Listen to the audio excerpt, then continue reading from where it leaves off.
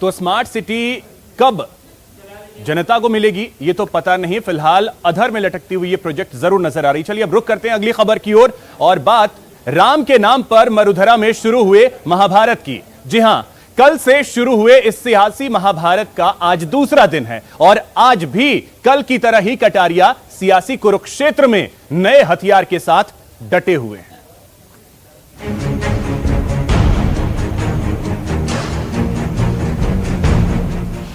पहले बयान सुनिए। अगर आज ये बीजेपी नहीं होती ना तो ये भगवान राम वहां समुद्र में होते दोस्त। इन लोगों ने जिस प्रकार से इस देश को मटिया मेट किया ना, तो हिंदुस्तान बचाया किसी ने है ना, उस पार्टी का नाम है भारतीय जनता पार्टी। बयान पर सफाई सुनिए।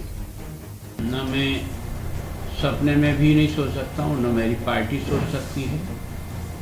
हमने जब से समझ पकड़ी है तब से राम के आदर्शों को जीवन में डालने का प्रयत्न किया है। राम हमारे आदर्श पुरुष है, मर्यादा पुरुषोत्तम राम है। जी हां, गुलाब चंद कटारिया ने श्री राम पर बयान क्या दिया। कांग्रेस को बैठे बिठाए एक मौका मिल गया श्री राम के नाम पर बीजेपी को घेरने का। कटारिया के राम राग पर कांग्रेस ने खुलकर हमला बोला और कहा जिसकी बदौलत सत्ता की सीढ़ियां चढ़ी, अब वही पार्टी श्री राम को भूल गई है। लगता है कि भारतीय जनता पार्टी से पूरा ब्रह्मांड बना है। इतना घमंड है बीजेपी के लोगों को कि गुलाब चंद जी कटारिया साहब का बयान आया है कि भाजपा नहीं होती तो भगवान राम समुद्र में उगते।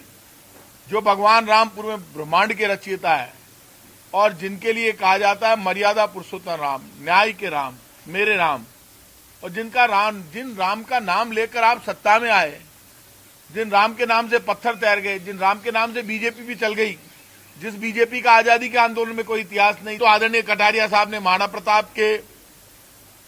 प्रताप देश के गौरव, स्वाभिमान के गौरव, प्रातस्मरणीय महाराणा प्रताप के लिए गलत शब्दों का प्रयोग किया। अब भगवान राम के लिए गलत शब्दों का प्रयोग किया। इतना घमंड है। कांग्रेस ने वार किया तो कटारिया सामने आए, अपने बयान पर सफाई दी और कांग्रेस पर पलटवार किया। साफ साफ कहा अयोध्या में राम मंदिर बनने से कांग्रेस की वोटों की खेती पर बुरा असर होगा, लिहाजा कांग्रेस बेवजह विवाद पैदा कर रही है। भगवान राम के अयोध्या पर भी अगर मंदिर बनने में 70 साल की आज़ादी के बाद भी अगर राम भक्त इसकी इंतजार करते रहे तो इसकी पीड़ा तो जरूर है। आप राम के बारे में ये बोलते हो कि सौगंध राम की खाते हैं, मंदिर यहीं बनाएंगे, पर तारीख नहीं बताएंगे और मजे लेते थे, तालियां पिटवाते थे। लेकिन आज देश के बहादुर प्रधानमंत्री ने न्यायालय के द्वारा फैसला कराया और उसके कारण से आज मंदिर निर्माण हो रहा है। तुम्हारे मन में दर्द इस बात का है कि जब तक अयोध्या का विवाद बना रहे तब तक वोटों की खेती पकती रहे। तुम्हारी वोटों की खेती पर नुकसान हुआ, इसलिए तुम इसके लिए मेरे द्वारा बोले हुए शब्दों को राम का अपमान समझते हो। जिन्होंने 70 साल तक राम का अपमान किया है वो हमें सर्टिफिकेट देना चाहते हैं। बीजेपी का स्टैंड भी श्री राम के नाम पर क्लियर है। कटारिया के बयान का मदन दिलावर ने भी समर्थन किया। मदन दिलावर ने साफ कहा कि कटारिया के बयान का गलत मतलब निकाला गया है।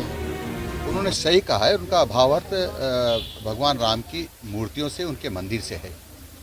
यदि ये सच है कि भारतीय जनता पार्टी नहीं होती तो वहाँ जो ये विवादित ढांचा कर रहे थे वहाँ भगवान राम का मंदिर नहीं बनता, क्योंकि कांग्रेस ने तो कहा था कि चाहे कोर्ट कहे, कोई भी कहे, हम यहाँ भगवान राम का मंदिर नहीं बनने देंगे। फिलहाल कटारिया ने अपना पक्ष साफ कर दिया है, लेकिन श्री राम के नाम पर प्रदेश का सियासी पारा चढ़ रहा है। Bureau report, news 18 network.